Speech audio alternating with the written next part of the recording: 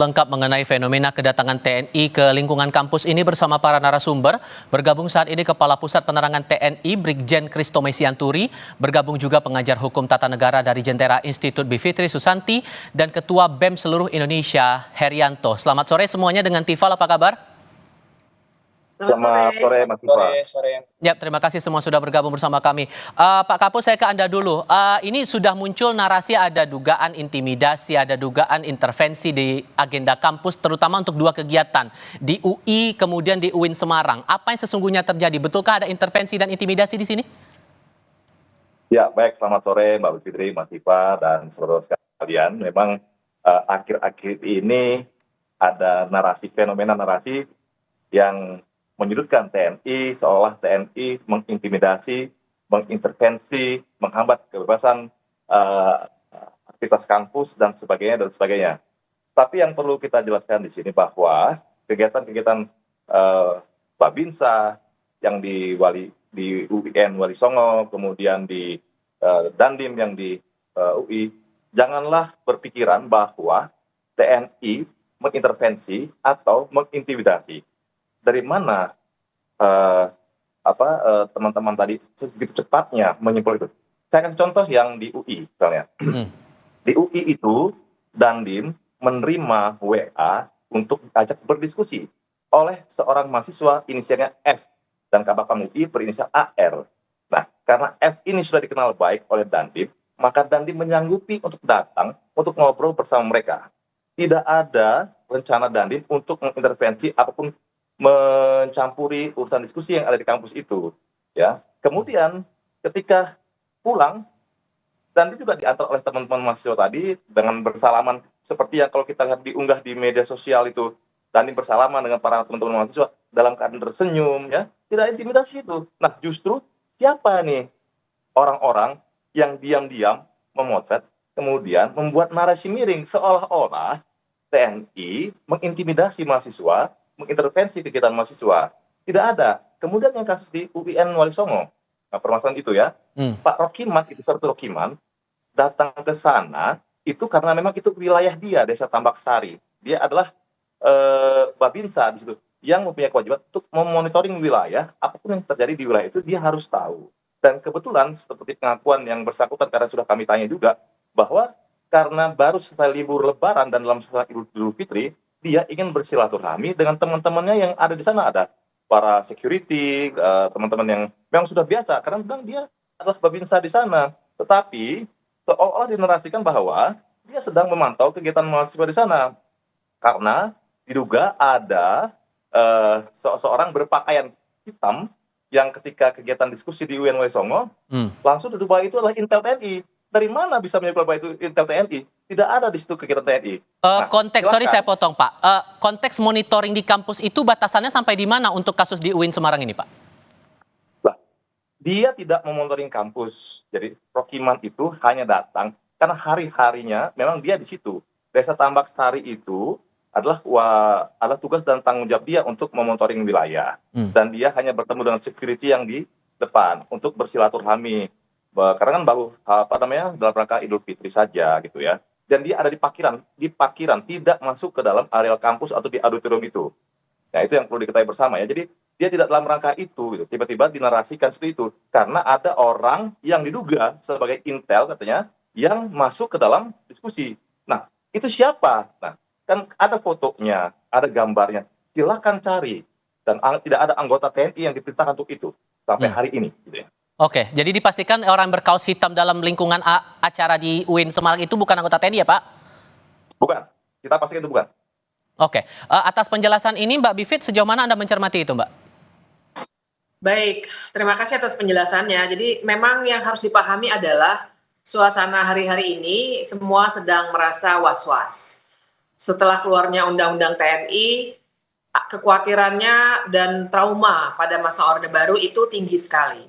Nah, jadi kalaupun memang tidak ada intimidasi yang sifatnya langsung secara fisik, harus dipahami psikologi ini.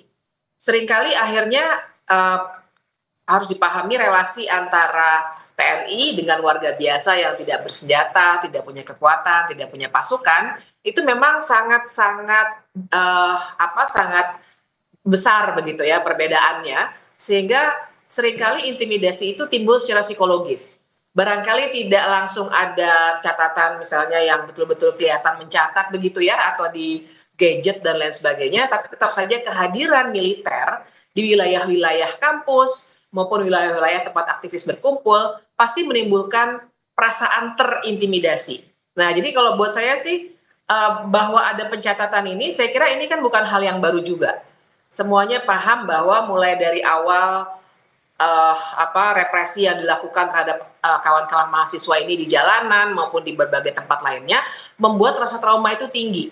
Jadi tidak hanya Orde Baru ya, tapi juga akhir-akhir ini memang intimidasi yang sifatnya di tempat lain memang ketika aksi dan lain sebagainya, tapi itu kan menimbulkan trauma yang tinggi. Jadi dalam situasi seperti itu memang sebaiknya sangat dihindari, tidak boleh sama sekali tentara masuk. Kalaupun tadi Pak Kapuspen bilang masih di ruangan belum masuk kampus kok di tempat parkir. Maka dari itu dari sekarang bahkan jauh-jauhlah sama sekali kalau ada yang mengundang, kalaupun itu mahasiswa kita belum tahu mahasiswanya yang mana, apakah itu ternyata mahasiswa yang bekerja sama dengan tentara misalnya, tapi kalaupun ada undangan seperti itu jauhi dulu. Karena Meskipun konteksnya, sorry Mbak, saya potong, meskipun konteksnya Babinsa ini mengerjakan tugasnya untuk memonitoring kegiatan yang ada di sekitarnya. Nah ini yang harus diklarifikasi juga, karena kan sebenarnya tugas Babinsa ataupun tugas tentara pada umumnya adalah pertahanan. Kalau memang ada hal-hal yang ingin dipantau dari aspek keamanan, misalnya ada perangkat lainnya. Dan yang kedua, kampus itu sejauh apa sih bisa menimbulkan sesuatu yang berakibat pada pertahanan. Nah jadi juga saya kira ada penerimaan secara berlebihan tentang tugas-tugas memantau itu apa. Sehingga tentu saja tidak bisa dipungkiri kalau kawan-kawan mahasiswa, kawan aktivis juga merasa terintimidasi dengan itu. Kalau dari BEM-SI sendiri sesungguhnya apa yang dibaca dari sini semua? Tadi kan sudah dijelaskan oleh Pak Christomay. Sejauh mana Anda mencermati kasus-kasus ini terutama di UI dan UIN Semarang itu, Mas Heri? Ya, terima kasih Mas. Dari narasi Kodim tadi, kita melaporkan bahwa kegiatan yang ada di UIN Wolisongo dan UIN itu bukan hanya 2 kampus itu saja. Banyak masih di kampus-kampus yang memang notabene yang kita duga ya. Yang kita duga anggota TNI, bahkan ada kemarin yang ngechat kampus ITPLN Jakarta mengatasnamakan dari TNI untuk berdiskusi di kampus katanya. Kenapa harus di kampus? Karena ini yang menjadi ketakutan kita ya, menjadi ketakutan kita mengambil referensi dari sejarah tadi Orde Baru, ketika para TNI yang tugasnya untuk menjaga ketahanan negara, ini masuk ke ranah-ranah akademik, ranah-ranah kampus. Padahal itu bukan tupoksinya kan. Karena setiap diskusi-diskusi di kampus adalah bagaimana kewajiban dan haknya mahasiswa menyampaikan pendapat dan serikat. Namun menjadi kekhawatiran kita ini dekat-dekat ini karena isu-isu RUU TNI kemarin ya. Banyak sekali anggota-anggota TNI yang masuk bahkan bukan hanya intervensi secara langsung ya. Namun ada beberapa TNI menanyakan yang tidak kepada mahasiswa. Dia menanyakan bagaimana tema diskusi, kemudian menanyakan berapa anggotanya. Hal itulah yang menimbulkan rasa kekhawatiran di peserta-peserta datang. Barangkali itu yang maksud kami adalah intimidasi, memperdalam bagaimana pengetahuan itu, Mbak. Oke, atas kekhawatiran ini Pak Christo, ini sejauh mana meresponnya? Terlebih tadi ada pandangan dari Mbak Bivit masalah tugas Babinsa itu yang rasanya kalau saya ambil kesimpulannya terlalu jauh juga sampai ke kampus. Itu gimana ngeresponnya Pak? Ya, jadi gini Pak, kalau ketakutan terhadap TNI akan bagi kursi ABRI seperti dulu zaman Orba, ini menurut saya sesuatu ketakutan yang terlalu berlebihan lah. Hari ini silakan didata berapa jumlah sih prajurit TNI yang pernah hidup dan meninggal di zaman Orde Baru. Saya, seorang Kapuspen TNI, Brigadir Jenderal TNI, saya lulusan Akmil tahun 97, saya saja tidak pernah menikmati nikmatnya di Gusi ABRI. Terus akan kembali ke sana, ngapain? Apa?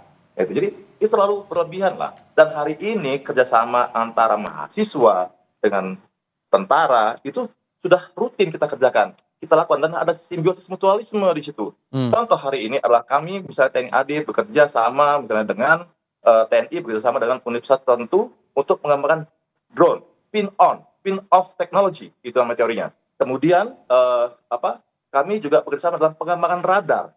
Kami juga bekerjasama dalam mengembangkan beberapa alutsista kami dengan menggandeng universitas. Apakah itu militerisasi? Apakah itu harus dilakukan? Tidak. Dan kami juga sering mengundang beberapa teman-teman dari mahasiswa misalnya untuk datang ke institusi TNI untuk berdiskusi. fokus group discussion, datang ke akademi TNI untuk kita berdiskusi, melaksanakan seminar. Terus apa yang menjadi ketakutan?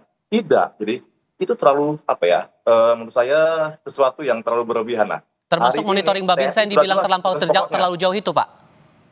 Apa? Kalau soal monitoring Babinsa yang terlampau jauh sampai ke kampus itu juga gimana? Jadi kalau Babinsa itu dia hanya monitoring di wilayahnya, bukan kampus, bukan kampusnya, di wilayahnya. Ada kejadian kematian, kedukaan, kecelakaan, dia juga tahu kan ada Sosbud Hankam yang harus dia catat di situ. Berapa jumlah penduduk yang ada di sana, berapa yang beragama Islam, berapa yang beragama Kristen, berapa yang sarjana, berapa yang tidak, berapa pekerja. Itu seorang Babinsa dia monitor sesuai dengan wilayah tanggung jawabnya, gitu ya. Dan itu diatur oleh undang-undang, gitu ya. Jadi saya rasa kalau apalagi dikaitkan dengan revisi undang-undang TNI, itu menurut saya terlalu berlebihan. Nah, hari ini kalau kita jabarkan undang-undang TNI itu sudah jelas ya, tugas-tugas TNI itu apa saja. Justru pembatasan kewenangan tugas-tugas TNI dalam Undang-Undang Nomor 34 Tahun 2004 atau Undang-Undang Nomor 3 Tahun 2005 yang sekarang sudah disahkan. Mbak Bivit, merespon tadi jawaban terutama untuk relasi hubungan antara TNI terutama dengan lingkungan kampus ini, sejauh mana Anda mencermati itu? Ya, dua hal ya Mas ya. Yang pertama itu bagi perkembangan ilmu pengetahuan memang dimanapun di seluruh dunia ini biasanya tidak ada relasi yang harusnya dibangun secara khusus antara tentara dimanapun ya, bukan di Indonesia saja, dengan kampus. Kecuali misalnya kalau dikatakan oleh Pak Kapuspen tadi ada perkembangan drone, teknologi dan lain sebagainya, iya. Tapi yang kita bicarakan di sini adalah dalam proses pembelajaran. Sebenarnya yang mahasiswa yang saya pahami ya, yang mahasiswa khawatirkan adalah tentang bagaimana akhirnya mahasiswa tidak bisa berpendapat dan berekspresi sebagaimana dijamin oleh konstitusi. Karena sudah terbukti nih kemarin-kemarin, jangan lupa perlu diketahui oleh semua pemirsa, dalam demonstrasi hari-hari kemarin itu ada beberapa mahasiswa yang bahkan sampai luka-luka dan lain sebagainya yang dialami karena menyatakan pendapat mereka. Yang kedua, saya kira juga harus dipahami betul bahwa bagi mahasiswa kalau dikatakan jangan takutlah, barangkali ya, mudah-mudahan ya banyak di antara kita yang tidak takut. Tapi bagi mahasiswa, ketakutan itu real. Karena kalau data mereka misalnya bisa didapatkan, mereka bisa misalnya diskors atau bahkan dikeluarkan atau dapat sanksi tertentu dari kampus yang kita tidak bisa kontrol, tidak bisa kelihatan di layar kaca dan mungkin tidak bisa disoroti oleh banyak pihak. Jadi kita harus paham psikologi itu juga, sehingga lebih baik memang dihindarkan. Kalau Babinsa memang tugasnya seperti itu, harus kita ingatkan. Jadi memang sudah banyak sekali studi yang sebenarnya mempertanyakan juga sebenarnya apakah Babinsa dengan tugas-tugasnya mencatat kematian, kelahiran dan lain sebagainya itu sesuai dengan tugas-tugas pertahanan seperti yang tercantum dalam konstitusi. Mas Heri, dari perspektif teman-teman mahasiswa sesungguhnya apa yang dikhawatirkan, apa yang ditakutkan dengan hal semacam ini? Ya Mas, kembali lagi ke tadi bahwa fungsi kampus itu adalah tempat berpikir kita ya, secara kritis, berekspresi dan sebagainya. Ketika ranah-ranah militer masuk ke dalam kampus, ini merubah iklim kebebasan kita berpendapat, ada ketakutan dan sebagainya. Kemudian kalau kita mengacu ke landasan hukum bagaimana TNI ketika tidak diundang secara resmi oleh pihak kampus ataupun pihak yang berwenang penyelenggara diskusi, itu sudah melanggar undang-undang TNI, bahkan undang-undang HAM di sana. Nah, yang tadi ada narasi mengatakan bahwa ada pihak mahasiswa yang mengundang anggota TNI untuk berdialog. Apakah itu benar mahasiswa? Karena dari pengakuan kita sesama berkonsolidasi, berdiskusi itu, dia tidak dianggap mahasiswa. Bahkan tidak ada pengakuan di internal kita itu udah mengundang mahasiswa. Ini kan ada, bahasanya ada mengadu domba mahasiswa dengan TNI. Nah, sehingga itulah yang harus dipertegas oleh TNI untuk menjaga anggota-anggota militer agar tidak masuk ke ranah pendidikan. Karena bagi kami adalah ranah pendidikan adalah ranah yang aman, kondusif untuk kami menyampaikan ruang pendapat dan ekspresi kami. Tapi belajar dari dua kasus yang di UI dan UIN Semarang ini, di teman-teman BEM-SI ataupun juga mahasiswa secara umum, apakah ada ketakutan untuk membahas hal yang berhubungan langsung dengan lingkungan militer, membahas langsung soal isu-isu TNI? Jelas Mas, jelas itu akan menjadi ketakutan kami. Karena yang menjadi intervensi yang kami maksud adalah ketika menanyakan hal yang mendalam tadi, ketika kita berkonsolidasi ditanyakan jamnya, ditanyakan apa aja poin tuntutannya, ditanyakan kapan turun aksi, kapan dialog dan sebagainya, itu kan mendalami. Artinya ketika kita mau ada skenario ke depan, tiba-tiba saja dia mendapat data, itu bisa dicegah. Itu kan membatalkan gerakan-gerakan kita ke depan dalam membawa arah bangsa ini jauh lebih baik. Itu ketakutan kita, Mas. Oke, Pak Kristo, Coba apa yang sikap berarti dari bisa pihak diberikan? secara kondusif. Oke, Pak Kristo, apa yang bisa diberikan jaminan kepada publik, terutama kalangan yang ada di lingkungan kampus, bahwa ya kebebasan berekspresi tetap dijaga di lingkungan pendidikan tinggi? Ya, hari ini TNI itu sudah berbeda dengan TNI Orde Baru ya. TNI kami mendukung supremasi sipil, mendukung hidup di alam demokrasi. Kemarin ada contoh yang bagus antara kerjasama antara mahasiswa dengan TNI seperti yang di Sumatera Utara. BEM, beberapa universitas di Sumatera Utara berdiskusi, mengadakan seminar bersama-sama dengan Pangdam dan Kodam di sana. Itu contoh-contoh yang bagus kerjasama antara TNI dengan mahasiswa. Termasuk misalnya dari kami juga beberapa kali diminta untuk mengajar, dijadikan narasumber di kampus. Kami juga menggunakan seragam seperti ini, tidak itu bukan bagian dari intervensi, bahkan kami diundang untuk itu, untuk menjadi narasumber, kan tidak masalah di situ. Dalam lingkungan akademik ya, dalam batasan lingkungan akademik ya. Kemudian juga misalnya, oh kenapa sih TNI harus masuk kampus dengan menggunakan seragam? Kami trauma. Lah inilah seragam kami sama seperti seragam yang juga misalnya oleh teman-teman ojek online, seragam PLN, yang nggak ada masalah masuk kampus itu. Karena justru dengan kami menggunakan seragam berarti identitasnya jelas, pangkatnya jelas, dari satuannya jelas, bisa di tracking, bisa dicari di mana orang itu berada gitu ya. Jadi saya berharap kepada teman-teman mahasiswa juga tidak usah takut yang berlebihan ya. Justru kami sangat berharap bahwa kampus itu adalah mitra strategis karena teman-teman mahasiswa punya nalar yang kritis untuk dalam berpikir dan bertindak gitu ya. Justru sampai saat ini kami membuka kesempatan kepada teman-teman mahasiswa yang sudah lulus nanti masuk menjadi perwira prajurit karir. Nah, artinya apa? Kan tidak semua juga bahwa teman-teman mahasiswa itu, wah kami takut. Enggak, bukti ada juga yang bergabung menjadi prajurit TNI sampai hari ini perwira TNI. Tanggal 24 Maret yang lalu, tanggal 27 Maret yang lalu, Panglima TNI baru melantik 805 perwira prajurit karir, ya, lulusan dari Universitas satu kampus-kampus di seluruh Indonesia. Artinya itu tidak bisa menggambarkan seluruh bahwa trauma di kampus tidak. Justru TNI dan kampus, teman-teman mahasiswa, kita harus berkolaborasi membangun negara ini. Demikian kira-kira. Baik, Mas Heri, responnya gimana? Ya, yang respon kita sebenarnya yang disampaikan narasi tadi itu adalah undangan formal, ya jelas. Di kampus ada beberapa dialog antara TNI dengan pihak kampus, membahas bagaimana ketahanan negara, ketahanan sebagainya. Itu secara formal. Yang menjadi ketakutan kami adalah ketika kita berkonsolidasi, berdiskusi, tanpa kita undang TNI, dia terlibat. Itu menjadi kekhawatiran kita. Ada kepentingan apa TNI ketika kita tidak mengundang tiba-tiba masuk? Padahal ranah akademik ini adalah ranah yang dijaga untuk bebas berekspresi. Nah, itu yang kita mau pertegas, Pak. Jadi kita tidak takut atas kehadiran TNI. Namun kita yang takut adalah kehadiran yang tanpa kita undang tiba-tiba datang untuk mencari informasi itu. Jadi kalau secara formal, ya kita sangat bangga. TNI menuangkan keilmuannya untuk ketahanan negara seperti apa, anak muda seperti apa. Namun sisi lain ketika kita mau membahas konsolidasi tanpa kita undang, dia hadir, ini yang menjadi kekhawatiran kita. Ada kepentingan apa dia mencari informasi ini?